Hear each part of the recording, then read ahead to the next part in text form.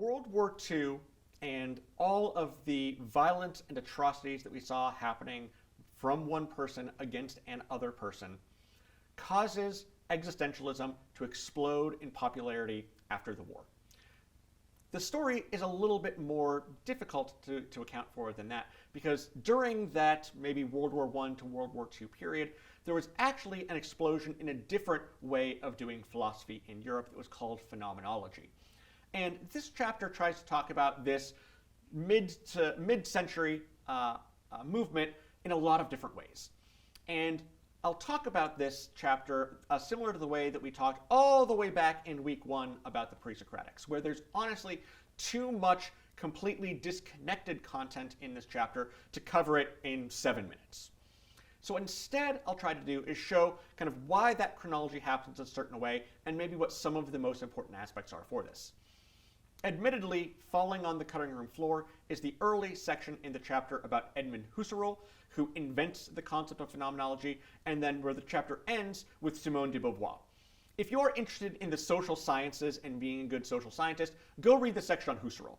If you're interested in the ethical questions associated with existentialism, Simone de Beauvoir literally writes the book on that, and she has the best book on existentialist ethics. But what I want to do in this video is explain how post-World War II existentialism gets to looking like what it is. And it actually starts during the 1930s with a philosopher named Martin Heidegger. Martin Heidegger is a phenomenologist rather than being an existentialist philosopher, and he's one of the students of Edmund Husserl.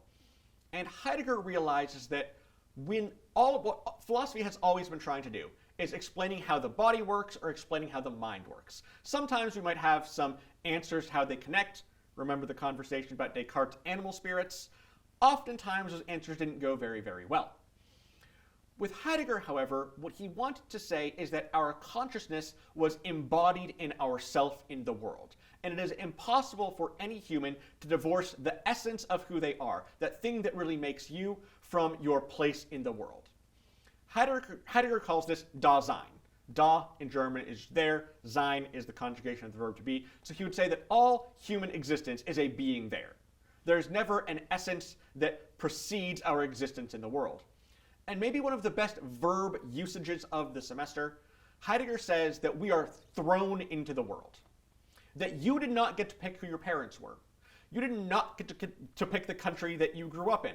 You did not get to pick the elementary school that you learned to read at. And all of those choices that are not of your choosing, nevertheless make you the person who you are. And the question then becomes what it looks like to live an authentic life given the fact that you are thrown into a world that is not of your choosing. So for Heidegger, that most important term is authenticity. What does it mean to be an authentic self? Now, one of Heidegger's top students was a guy named Jean-Paul Sartre. Sartre is normally credited as the person that updates existentialism for the 20th century. He's the guy that writes the book on it. And the reason why Sartre's approach for existentialism is so novel and so unique is that he is forcing us to focus on these questions of consciousness and what we can actually do about it. So with people like Kierkegaard, that we began our conversations this week with, Kierkegaard would say that all of our existence is absurd. We live in a universe that is generally indifferent towards us, right? That somewhere out there, right? We have the James Webb Telescope now, right? And it has beautiful pictures of space. Space wants to kill us. At any moment, maybe even during the time you're watching this video, a cosmic ray could simply line up poorly with the Earth and the entire planet gets wiped out. That's a thing that could happen. The universe doesn't care about you. But nevertheless, you feel so much meaning and value everywhere. So how do you reconcile that? Kierkegaard's answer is you throw yourself into the religious. You take that leap of faith. For Nietzsche, he would say, none of that matters. Be your own unique individual while you're going. For Sartre, he realizes that that consciousness that we have is always consciousness in the world, that it is a being. It is a being in itself, again, to use a phrase from Martin Heidegger. What Sartre will mean by this, and Sartre's most important phrase, if Authenticity is the term you want to take away from Heidegger. The term you want to take away from Jean-Paul Sartre is existence precedes essence. You have to be a thing that exists before you as a thing that exists can have meaning. Sartre does not think that you are preloaded with any value. You are always making yourself, and that making of yourself is always you and of your choosing. Sartre would say that you have to just throw yourself into that absurdity of existence. You have to accept it philosophically. Albert Camus, who the chapter also talks a little bit about, but we don't have time to here, Camus famously says that every morning when you wake up, you have one choice to make: whether or not you should commit suicide or have a cup of coffee. That's how every morning begins. You are always making that choice to continue existing. But after you exist, all of the meanings, all of the values of that choice, the way that your consciousness understands the world and makes you along the way, is what Sartre is adding to this conversation. And he actually has, and the last thing that I'll say about Sartre is he has a pair of thought experiments that are helpful in this regard. He talks about them both as the gambler and then standing at the edge of a cliff.